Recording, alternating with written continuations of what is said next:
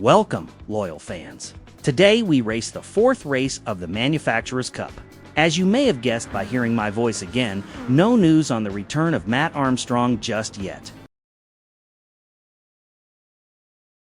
Matt has been absent for around 10 days now. Maybe he buggered off to Miami for an extended amount of time to be able to work on his new project. My name's like, no. This is gonna come out. Oh, that feels like pretty good. Right. Anyway, we still have a race to report on, so we'll have to make do without him. This race is held on the Nurburgring in Germany, specifically the 24-hour layout, which also includes the entire GP circuit in the configuration. And once again, the Audi R8 will be used today. Really? The qualifying session is extended to a whopping 15 minutes to allow people to be able to complete the outlap around the entire circuit, which can take up to 9 minutes if you want to spare your tires a bit. The race itself is 5 laps. With lap times of well into the 8 minutes, this is still going to be a 40 to 45 minute race. The racing medium and soft slicks are available and are both required to be used. There is no mandatory pit stop, but having to use both compounds means one stop is still necessary. As far as strategy goes, the soft tires will start to drop off in the 3rd lap. So the logical strategy would be to do 3 laps on the mediums and 2 on the softs. Due to the lighter car at the end from burning fuel, it's best to save the stint on softs for the end. This might, however, pose risks due to being on the slower medium tires in traffic, especially when starting more to the front. So, in the rare situation of starting in the top 3 or 5, it might be better to start on the soft tires and swap over to the mediums later. Not a whole lot of strategy to play with, but making the right decision can still be vital for a good result. Fuel might also be a slight issue for some cars, but in the Audi, using some short shifting in certain areas will make sure refueling is not needed. Well then, we now know what to expect. Let the racing begin.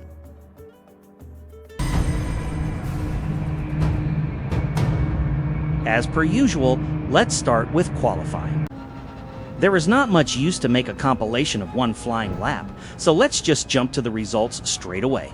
At first, it seemed like the 8-minute 17 lap is enough to get a 5th place. However, there are 8 drivers that still have to complete their lap, and worryingly enough, 6 of them were able to beat Dordonov's time.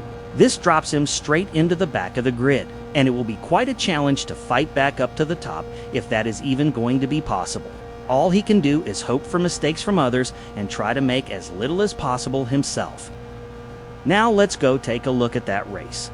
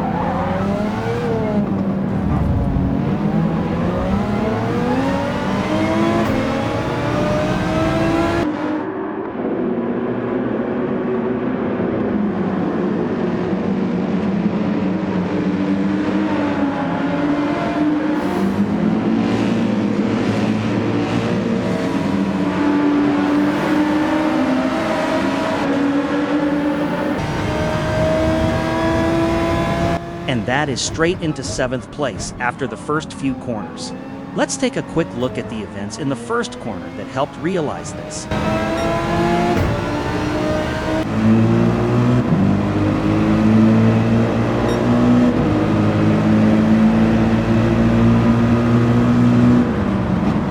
Let's pause it right here. First, the BMW was swerving like it had to warm the tires, and now it turns in way ahead of the corner with a car right next to it. If anything happens to the BMW here, he only has himself to blame. And there we had it. The post-race chat paints a clear picture as well.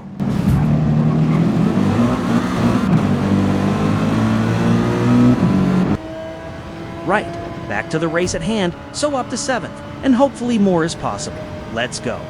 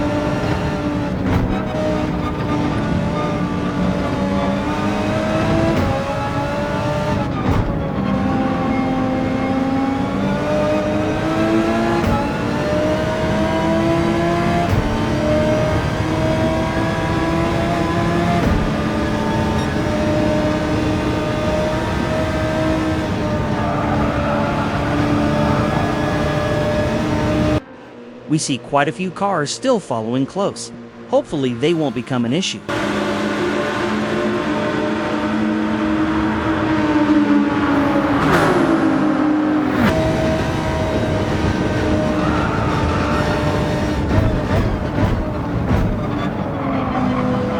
Can't park there, mate. Piss off! Ha! And up to 6th already. If everyone in front makes mistakes like these, it could turn out to be a pretty good race after all.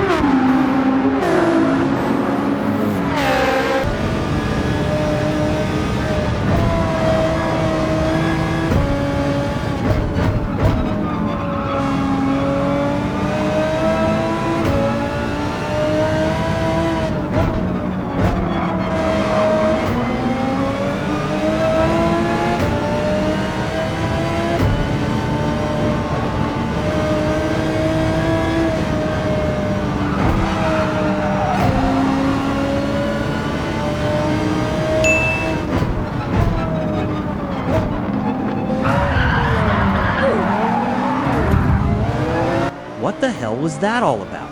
That Ferrari came out of nowhere.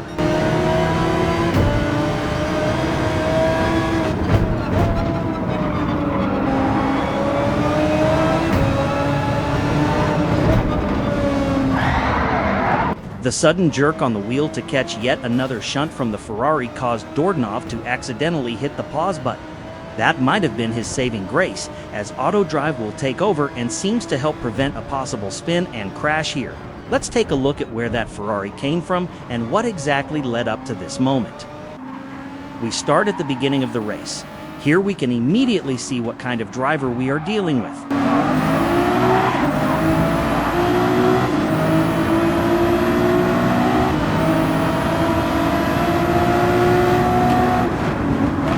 Granted, this second shunt isn't completely his fault, but he was a bit late turning into loose space. A bit later in the lap, we see Mitchoid forcefully take back the place that was rightfully his. Mind you, the Ferrari is the only one outside of the top 5 to start on soft slicks. That might make him more desperate to gain positions. Just after floodplats, we see the Ferrari back in attack mode.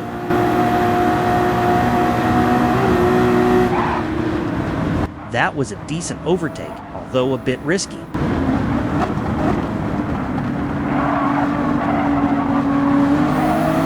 Here we are at the moment where everything really starts to unravel.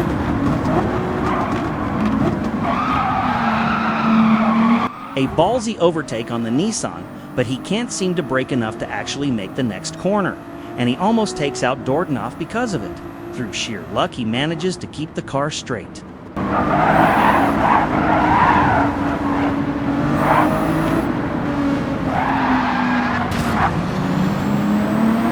And again, a big batch of luck allowed Dordanov to keep the car on track. That's 2 incidents where he was almost taken out by terrible driving from the Ferrari. Back on board with Dordanov, we see the Lexus squeeze by through the grass and a big group of cars clumping up behind.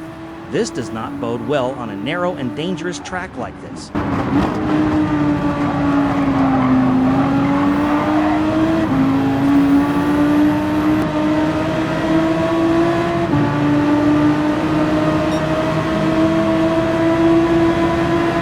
Dordanov chooses to bump draft the Lexus in front, as overtaking in this section can prove to be pretty difficult and dangerous, especially in the Audi, which is pretty sketchy over the high curves on this track.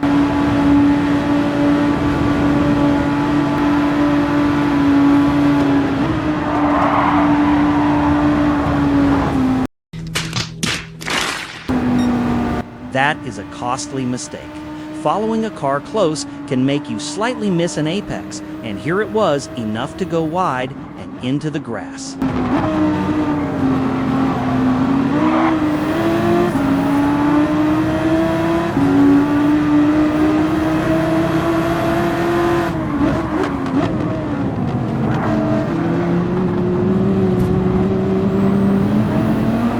And even through the carousel, the Ferrari manages to pass due to the tire advantage and Dordanov slightly overshooting it.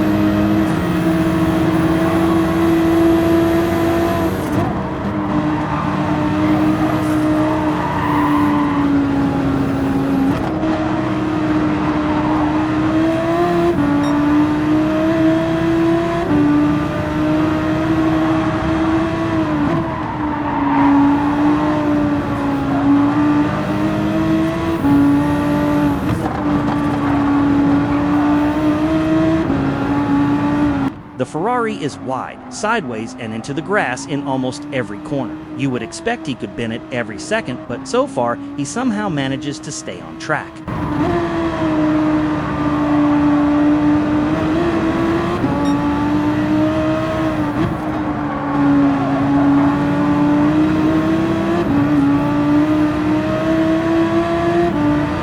There is still a decently sized group of cars behind, but the pace seems good enough to keep them behind for now.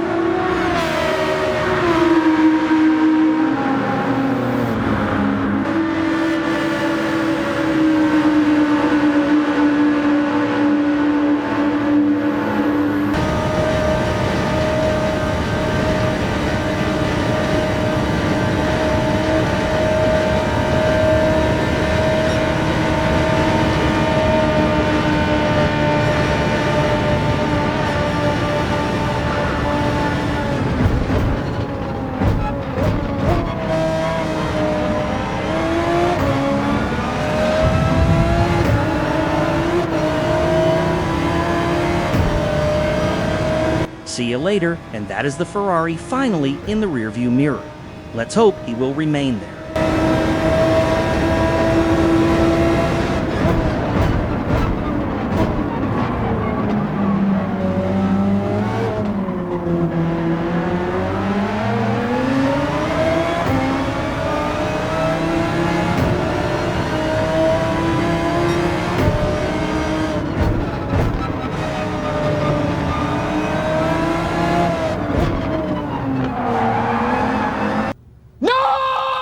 And there he is again, because he maximized a few corners on his softer tires. This is getting ridiculous.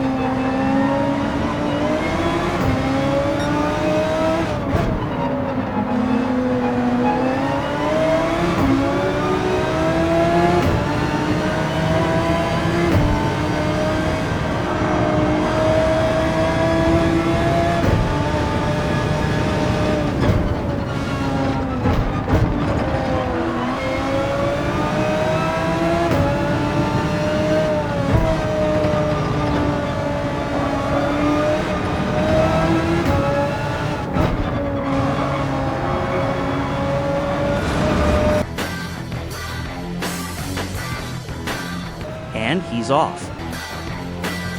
Actually, a pretty good crash, so I don't think we will see him back anytime soon, especially the way he has been driving with all the mistakes. And we already have our next contender for risky overtakes. Lifting was necessary to make sure it didn't end in disaster like with Stengold in the Ferrari. And once again, there is a group of cars right behind already.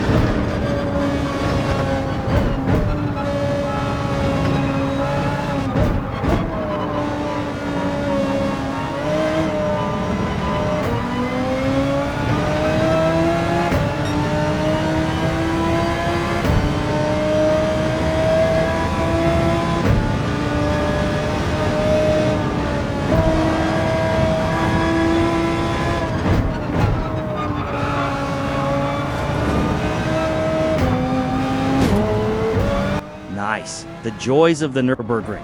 Even if someone goes off, you can't get past easily if they rejoin badly into the middle of the track. Anyway, there will be no position changes or other events for a while after this. Let's skip forward a bit. Hello, Advent Skip! Near the end of the lap, entering the Dottinger Straight, the BMW is still close.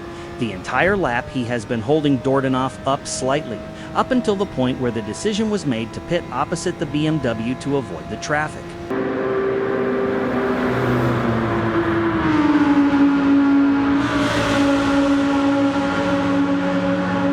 Overtaking him now will make the decision for the pit stop easy. A third lap can be done on the mediums for maximum pace.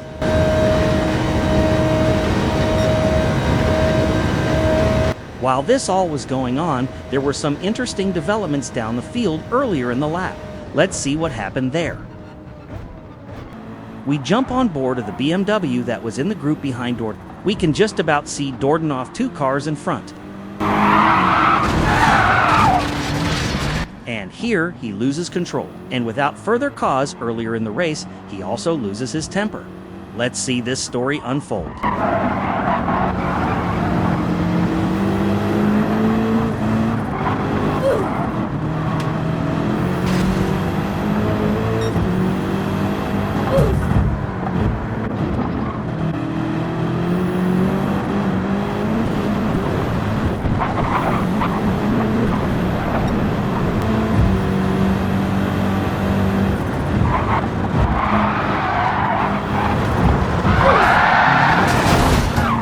A genuine mistake from Linero in the Lamborghini, but Roca apparently interprets it as a personal attack. Now he truly sees red.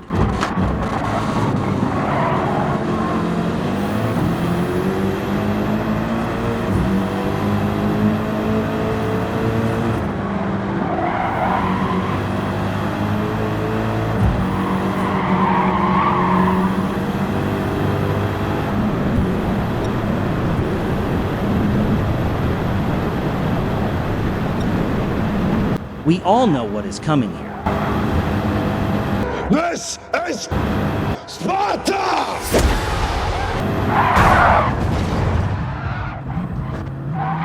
One can say this is a little excessive, or maybe even very excessive, but it is the way Roca decided to handle that, and this is not even close to the end of the story.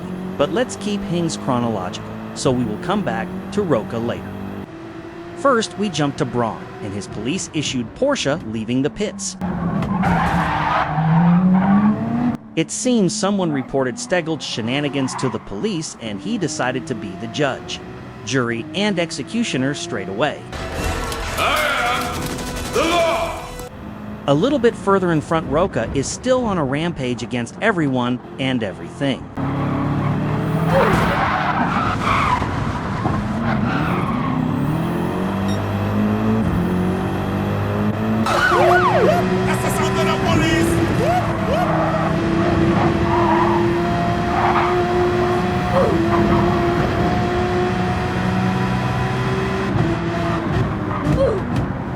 Next to just ramming off, the new tactic is now also blocking everyone that comes close.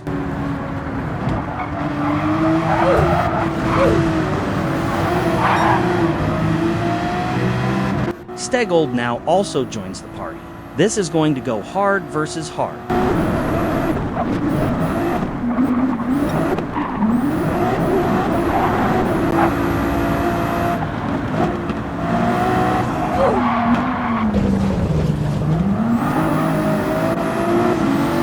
This is getting out of hand. It seems like people are lining up to take each other out.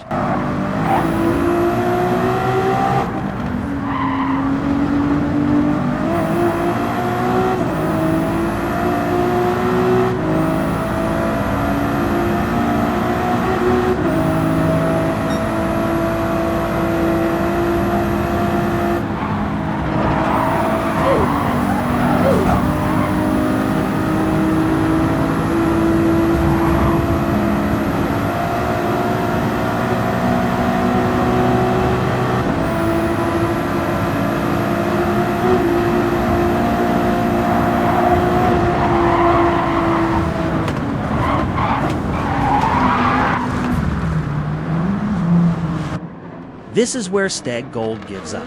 They are more than even he can handle. Rage quit! Roca is far from done though, and Braun is still trying to get past. He has some paperwork to fill out.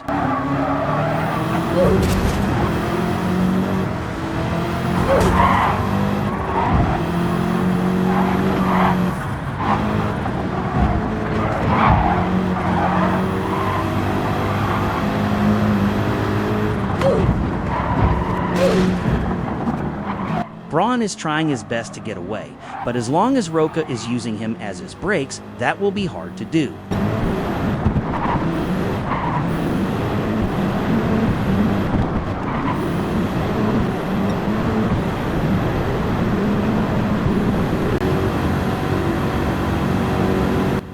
A slight mistake from Braun is enough to get a meeting with Barry R. This time, Roca didn't even need to ram him off himself. But we have another contender. Linero also has some unfinished business with Roca.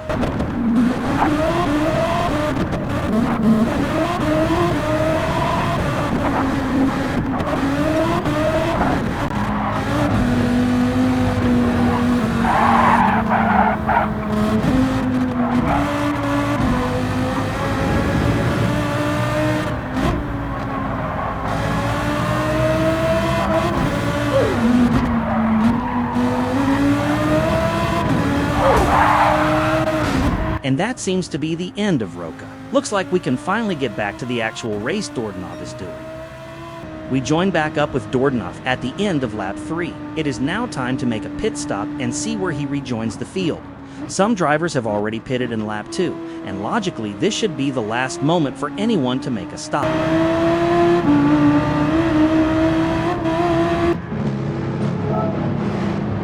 Fuel is good due to short shifting here and there, so refueling is not needed.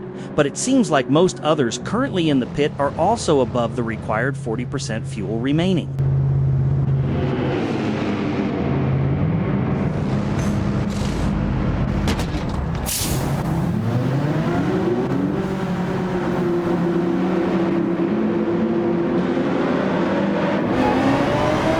Oof, back on track in 10th place. Any positions should now be won on track after the last pit moment. This might be a tough one. For now, there is not going to be much going on. Let's skip forward a bit to the next action. There's a drag skip. Half a lap later, we see the Suzuki in front is still not really getting away. Let's see if it's possible to catch him.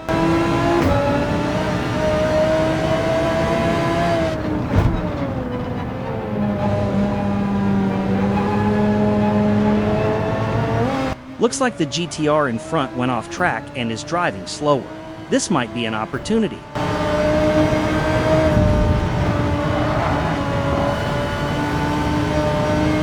That was definitely not a clean overtake.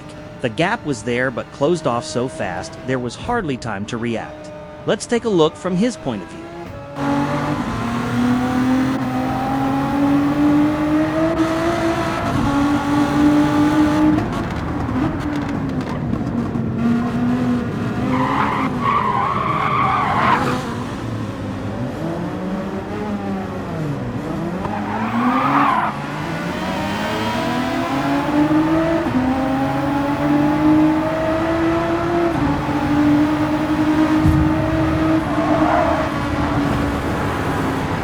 Yeah, that was definitely not a clean overtake, but Dordanov is also slightly frustrated from earlier incidents, so doesn't really want to give the position back now, even though those were not really Virtual Den's fault.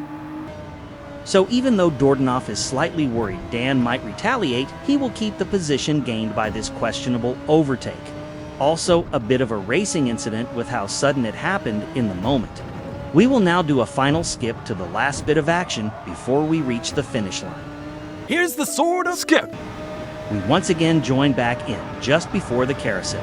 The Suzuki in front seems to start struggling under the pressure a bit, or at least making some slight mistakes here and there.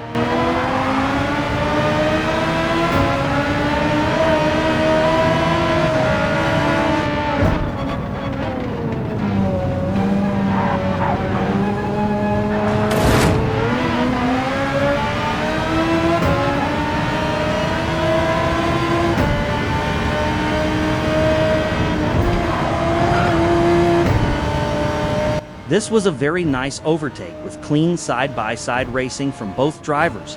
It sounded like there was some big contact in the carousel, but as it turned out, we had a case of some lag causing a weird situation. That is, of course, nobody's fault. Let's take a look with an outside viewpoint.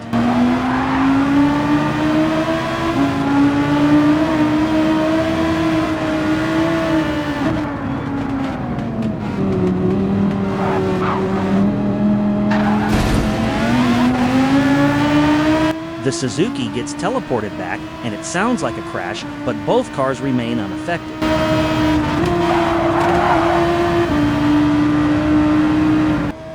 A bit unfortunate for the Suzuki, but during the race, Dordanov didn't even notice that there was lag at play.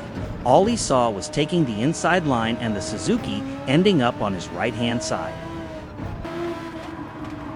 In the meantime, there is a battle going on behind between Weber and the Suzuki and Dan in his GTR. Let's see how that unfolds.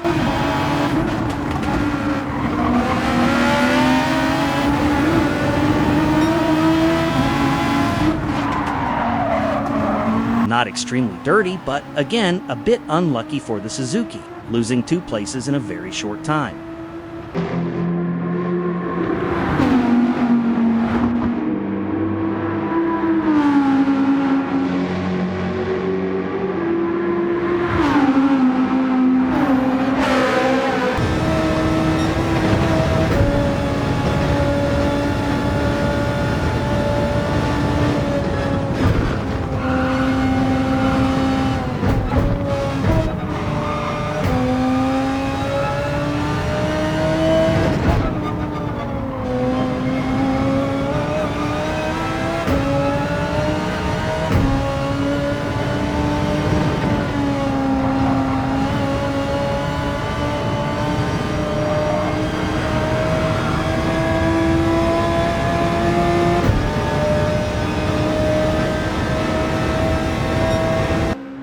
There is a decent group of cars behind, but the gap seems big enough to prevent an overtake from the slipstream. Let's see if he can secure this 7th place.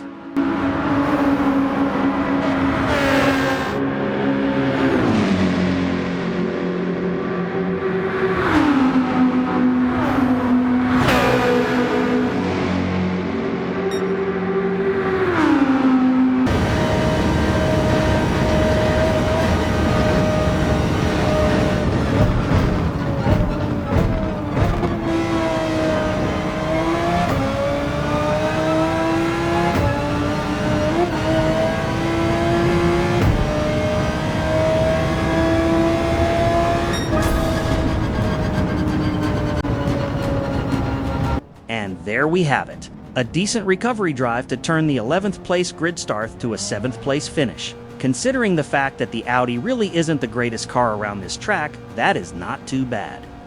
The Audi is real bouncy around curbstones, and this track is riddled with dangerous ones, so this result will have to do for this round. Pace-wise, it maybe could have been a 6th place, but that would probably have been the maximum anyway. And there is always the risk of getting caught up in incidents. It was already a really lucky race that could have ended in tears on multiple occasions. So for now I will say, thank you for watching, and we will see you in the next one.